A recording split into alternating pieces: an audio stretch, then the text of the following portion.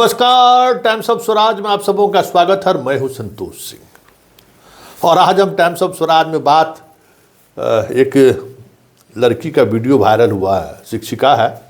स्वाभाविक तौर पर जब शिक्षक और शिक्षा की बात होती है तो कहीं न कहीं से वो वीडियो मेरे पास भी आ ही जाता है। हालांकि ये वीडियो मेरे पास कई दिनों से था, लेकिन इस वीडियो पर हम खबर बनाना मुनासिब नहीं समझे, क्योंकि दीपाली ने जो कहा है वो मेरे दिल की बात कह दी है। मैं 110% दीपाली के बात से सहमत हूँ, कोई दो मत नहीं है। हाँ, दीपाली की तरह हम वो उस भाषा का इस्तेमाल नहीं कर सकते हैं जिस भाषा का दीपाली इस्तेमाल किया है, लेकिन सोच मेरा भी बिहार को लेकर यही है। और अगर बिहार में वाकई में अगर जहानाबाद में अगर किसी की पोस्टिंग हो जाए तो सच कहिए कि दीपाली बहुत कम कुछ अपनी दर्द बयां कर रही है। भाई, जहानाबाद मेरा ससुराल है। हम तो देखे हैं ना, जहानाबाद को देखते आ रहे हैं ना। एगो स्टेशन पर जो है सो काला जामुन का दुकान है, समझ गए। वहाँ एक अच्छा सैलून नहीं था, अभी भी नहीं है सैलून, जहाँ जाके आप बढ़िया से बाल दाढ़ी मसाज वसाज करा सकते हैं। मतलब कोई ज़िंदगी नहीं है उस शहर में। उस शहर को तुम करीब से देखें ना। एगो उस समय में एगो सिनेमा हॉल था, पता नहीं सिनेमा हॉल में आज तक तो सिनेमा देखने नहीं गए, लेकिन सिनेमा हॉल भी अद्भुत गजब। कॉलेज भी एक महिला कॉलेज, वो भी कॉलेज टाइप नहीं, जेल टाइप लगता था शहर में ना। एजुकेशन को लेकर कुछ इंफ्रास्ट्रक्चर है, जबकि गया के बगल में और पटना के बगल में। और 5 बजे शाम 6 बजे शाम के बाद तो कोई ज़िंदगी ही नहीं है वहाँ।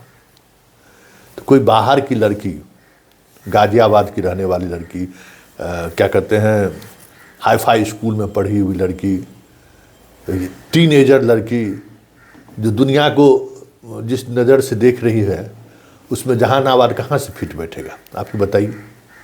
जहानाबाद तो उसके लिए तो जेल, काला पानी की सज़ा है।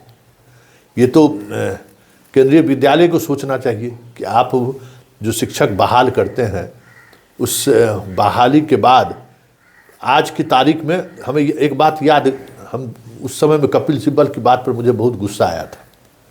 कपिल सिब्बल बिहटा IIT के उद्घाटन समारोह में आए थे और हमें लगता है कि उस मंच पर कपिल सिब्बल और नीतीश कुमार दोनों का भाषण हुआ था। वो ऐतिहासिक भाषण था, लेकिन कपिल सिब्बल की बातों से उस दौर में हम असहमत थे और बड़ी मन से गाली भी दिए थे। खबर लाइव में भी कपिल सिब्बल एक बात कहते हैं कि भाई देखिए, एम्स खोल लीजिए, IIT खोल लीजिए, केंद्रीय विद्यालय खोल लीजिए, केंद्रीय यूनिवर्सिटी खोल लीजिए, पढ़ाने वाले लोग नहीं आएंगे।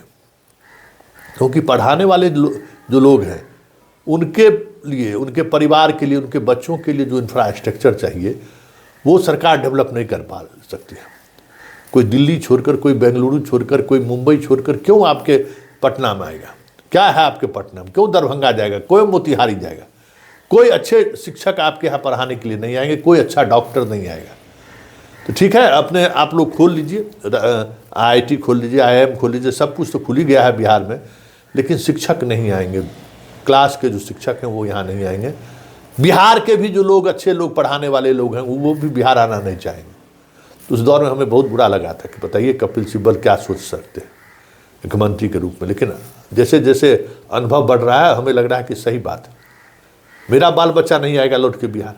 किसका बाल बच्चा बिहार लौट के आया है? हमसे एक पीढ़ी ऊपर चले जाइए ना। हम सबसे नकारा था तो बिहार में आ गए। हमारे बैच में जो गया दिल्ली से लौट के नहीं आया, बहुत कम लोग लौट के आए। कोई जो बिहार छोड़ा वो बिहार लौट कर आना नहीं चाहता है। पहले तो दीपावली कहते, छठ और होली में लोग आ भी जाता था, अब होली और छठ में भी लोग आना नहीं चाहता है। सोचिए कैसा बिहार बना कर रखे हुए हैं आप लोग। तो उसमें दीपाली में अगर मान लीजिए दीपाली गलिया ही दिया तो आपको एतराज़ किस बात को हो रहा है भाई? किस बात का एतराज़ आपको है? हमें तो समझ में नहीं आ रहा है कि दीपाली ऐसा क्या कह दी है। वो आप मंथन करिए, अंदर झांकिए कि दीपाली ने जो कहा है उस दर्द को समझिए। दीपाली को उस दर्द को समझिए। वो उसका दर्द है, वो और कुछ नहीं है। मतलब आक्रोश नहीं, उसका दर्द है कि हम कहाँ आ गए। अब बताइए ना कि जहानाबाद में कोई दिल्ली की लड़की, गाजियाबाद की लड़की की पोस्टिंग हो जाए, स्कूल के बाद क्या करेगी? उसका क्या जीवन है? कैद रहेगी, कहीं घूम भी नहीं सकता, सैटरडे संडे भी नहीं मना सकती है। तो दीपाली ने जो कहा है उसको सहर्ष स्वीकार कीजिए और सोचिए कि हम अच्छा, मतलब अब इसके इस भाषाई शब्द को या बाकी चीज़ों पर मत गौर करिए, लेकिन ज़रा सोचिए बिहार को रहने लायक बनाने के लिए हम लोगों को प्रयास करना चाहिए। रहने लायक आपका बिहार नहीं है, मेरा बिहार नहीं है, ये बात समझ लीजिए। खुद हम कहते हैं, हम खुद बाहर निकलते हैं तो पागल हो जाते हैं कि बाप रे बाप कहाँ आ गए। हम अपने निर्णय पर खुद कभी कभी ये होता है कि बिहार लौटने का निर्णय मेरा सही नहीं था, नहीं है। और बिहार लौटने के साथ साथ पटना में तो रहने का निर्णय और भी हमको लगता है कि बहुत गलत निर्णय मेरा हो गया। रहने वाला शहर नहीं है, बाप रे बाप, जहाँ निकलिए अजीब तरीके का कोलाहल, कहीं शांति नहीं है, कहीं शांति से आप बैठ नहीं सकते हैं, शांति से बात नहीं कर सकते हैं। कोई मतलब वाकई में रोड पे घूमिए तो लगेगा जैसे सब डौने हैं, मतलब अजीब तरह से उसको हॉर्न बजा दीजिए तो पीछे ऐसे घूमता है जैसे लगता है गोलियां मार देगा वो। मतलब एक प्रवृत्ति हमको ही समझ में नहीं आता है बिहार के लोगों को, क्या गलत है, मतलब बगल से हुई से निकाल लेगा और उसको हॉर्न बजा दीजिए तो पलट कर ऐसे देखेगा जैसे लगता है कि आपको गाड़ी से खींच के गोली मार दी। हंसी भी आती है, भाई क्या दिखाना चाहते हो, तेरी औकात क्या है? सर 2 कौड़ी का औकात नहीं है। बिहार से बाहर जाता है इसलिए बर्तन बेचता है, बिहार से बाहर जाकर गुपचुप बेचता है, बिहार से बाहर जाकर किसी के यहाँ नाइट गार्ड का काम करेगा, और वही बिहार में उसका रुतबा देखिए, बाप रे बाप, लगेगा जैसे महाराजा धीराज यही है, दरभंगा महाराज।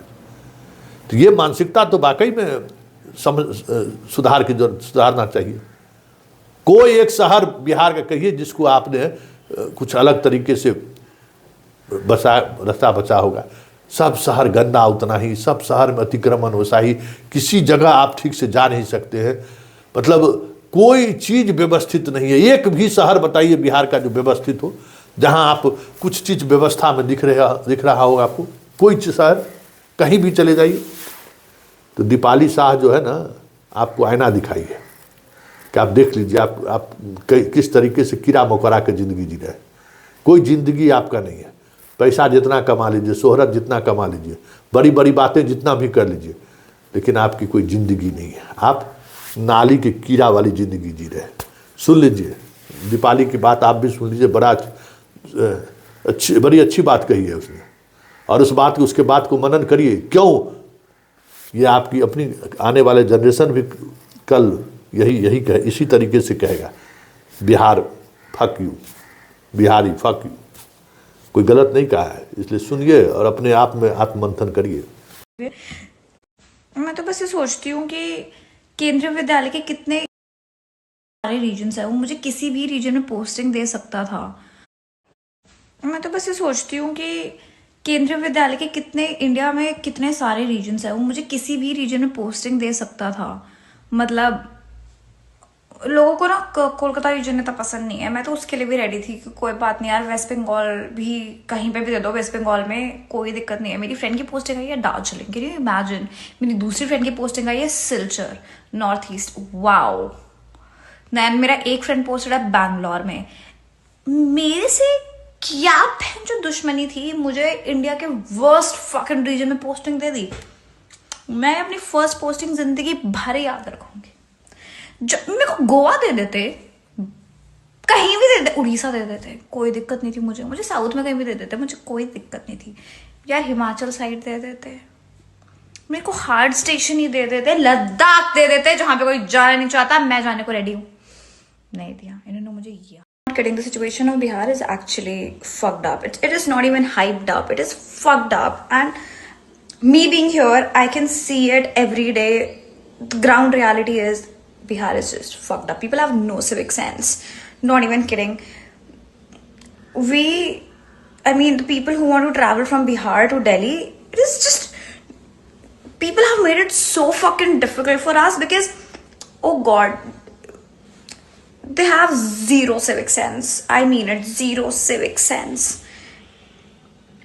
India developing country मुझे लगता है बस इसलिए है because बिहार है उसके अंदर. The day we remove Bihar from India, it will be developed. मुझे जो गुस्सा है ना इस पे, मतलब people have no fucking civic sense.